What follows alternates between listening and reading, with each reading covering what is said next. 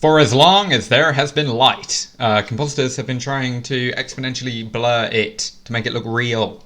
What is true exponential blur? It's a something I've had in the back of my mind for a while, and I finally figured out a solution that I thought was elegant enough for me to actually use every day, forever, for the rest of my life. And I thought it was about time to share it with the world. So, true exponential blur is hopefully a solution to the exponential blurring hacks that come with stacking blurs, basically. So before we move on to anything else, let's talk about why it is useful, the theory of exponential blurs, and a little bit more about blurs in general, and then the tool itself. So the number one example of an exponential blur I can think of is your classic streetlights glowing on a foggy city, cheeky bit of smog, all that jazz, and your light kind of falls off as it goes away. So the light at the center is brighter than further away.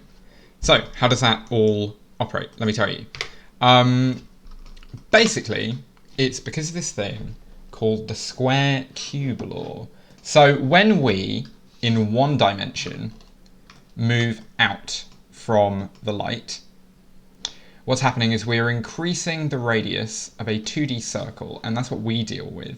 But the light itself is emitting light outward, if you've got your light source at the center, it's kind of coming out from it in a sort of sphere away from the light. And so what happens is, when you increase this linearly, the surface area of your circle becomes squared, and the surface area of your sphere becomes cubed, and it's the square cubed law. And so when you kind of look at this in a sort of scientific example that I grabbed off the internet, you can see as this grows outward, the amount of area, the same amount of energy has to illuminate becomes greater. And so when you're dividing this ever-growing amount of energy, when you're trying to distribute the energy through an ever-growing surface, you get it gets darker, it gets dimmer. It is what it is, and we're always trying to be physically accurate. And so basically, the way that manifests itself is in this cheeky expression that the intensity equals 1 over the distance from the light source squared. And you don't need to worry about that because true exponential blur has got you covered. So let's talk about exponential blurs.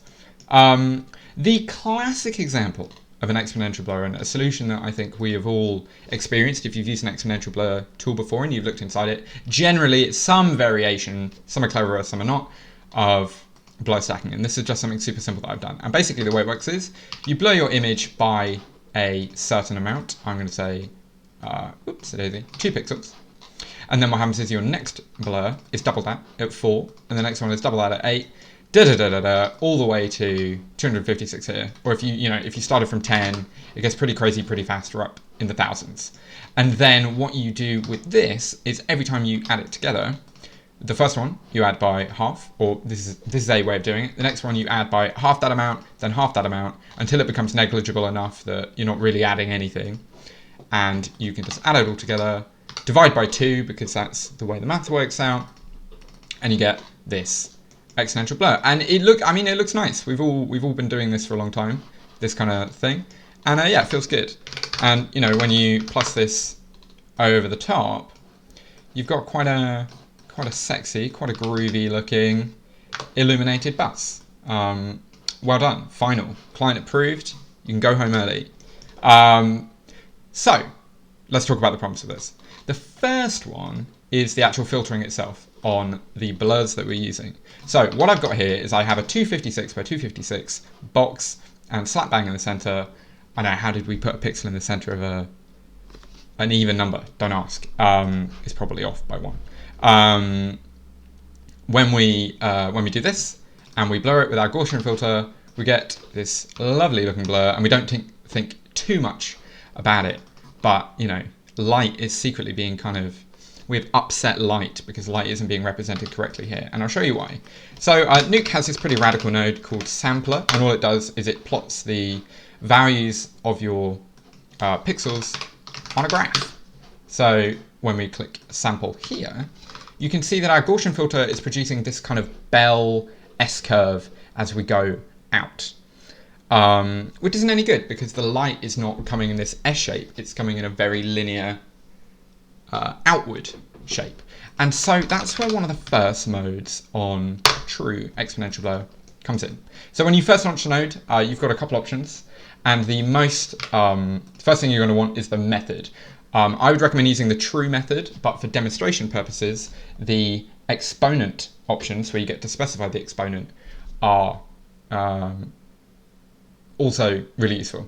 So you've got two options. You've got exponent blink script and exponent convolve. This was originally going to be a blink script tool, and then I found a native way of solving the problem, which means it's just going to, it's going to be more, reliable. So I'm going to check it to the exponent mode, and what I'm going to do is I'm going to match the amount of blur at 100, and for now I'm just going to set my exponent to 1.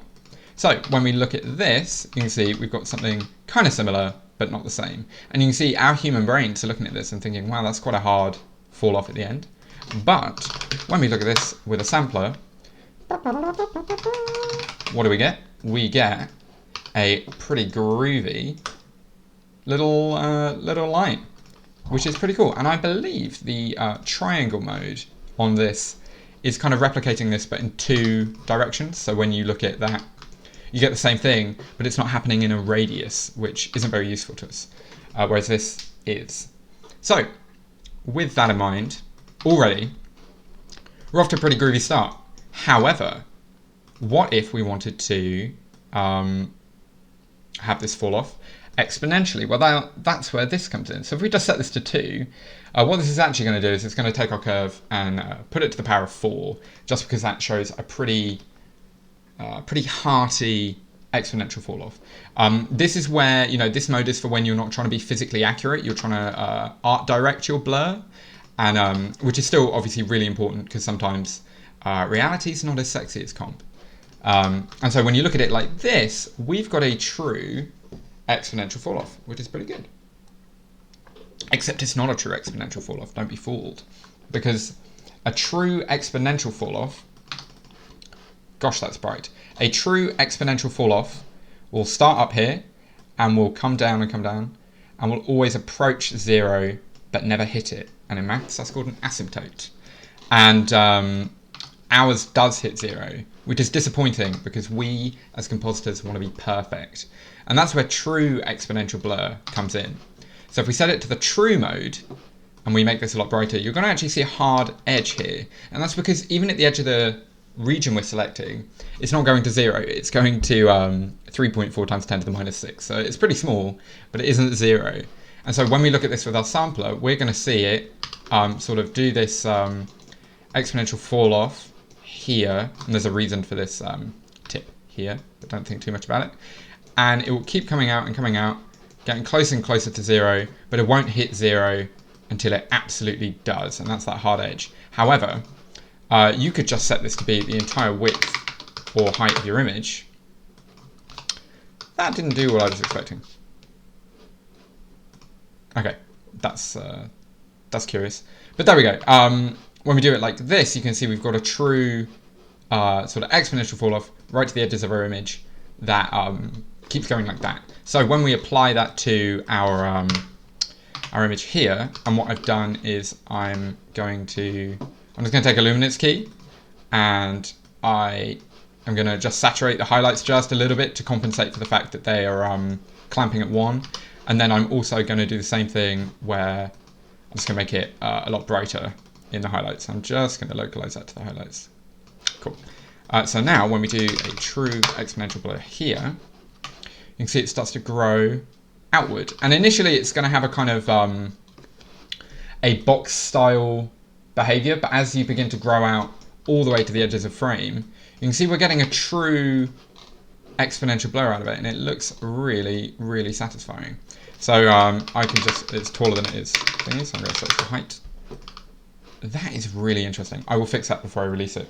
It wasn't doing that before. So that's 1250, cool. And now, when we plus this over the top, we have a true exponential blur.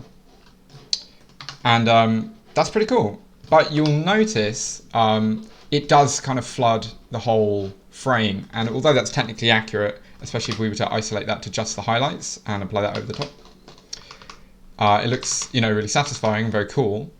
But what if you only wanted to localize it to one region? And when we're art directing blurs like this, that does happen quite often. And so I've got that covered as well. If, when you've got this set to quite a small amount,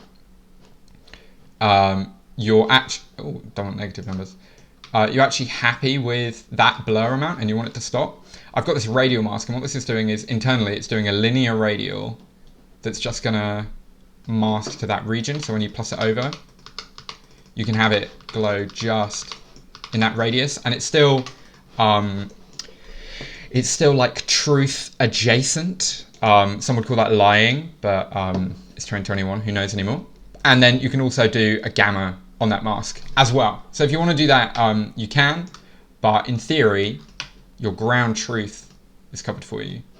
And yeah, that's pretty much the tool, and it works. It works actually really well. I was really happy when I sort of looked at the results of it all, and when I show you the insides, you'll see it's actually kind of a simple operation. So yeah, when you've got stuff like this, which is just a CG render I grabbed off the internet, if you want to isolate just the highlights here, do an exponential blur on it, and then plus that over the top, you get this very cool, very satisfying looking effect. And then again, if you want to just isolate that to a certain region, you absolutely can. So let's get to the insides. I'm going to make a fresh one. So the concept is honestly pretty simple. You have your image coming in. You can choose whether you want black outside, whether you want to change your bounding boxes, stuff like that. And then it's all kind of piloted for the controls on this blink script, because originally it was just the blink script node, and then it kind of grew. You want to switch controls your modes, and then I think the real magic happens in these set of expressions. So this here is probably why the width height is no, I'm not sure why the width height was misbehaving. Anyway, so this just sets the bounding box of the radials we're about to produce. Then this is where the magic happens. I have to actually give it like a value, so I'm just going to pick 128 because it's what we were using earlier. And now what you see is our expression node is creating this exponentially falling off kernel, basically. And you'll notice right at the center, this is actually infinity, and then it goes to 1. And so what, because at a distance of 0, 1 over 0 is infinite. And so the reason you've got that singular pixel at the beginning, in the center, sorry, that's a 1, is because this just doesn't isinf. It's quite a long isif, but it doesn't isinf, and just turns out 1 singular infinite pixel to 1. So yeah, the red one is for the true exponential mode, and that's ramping off to infinity. And the green one is when you're setting the exponent yourself. Then that gets plugged into a convolve, and we'll just plug that into this image to have an example. That gets plugged into a convolve, and you can't disable this by hand because it's linked to an expression. And yeah, now you're doing your fun, handy dandy convolving, you're exponentially blurring, and that's it. Honestly, it's one of those simple concepts that is deceptively complex. But yeah, I'm really happy with this because it means that you can do like these true exponential blurs without your bounding box going absolutely insane when we're dealing with exponents like this, because tiny changes here create enormous changes over there.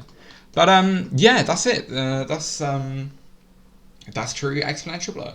I genuinely think this is going to be my go-to now whenever I'm doing some exponential blurring stuff, and hopefully it can be yours too at chrisfry.co.uk. You can download it from my site. It'll be on this blog post.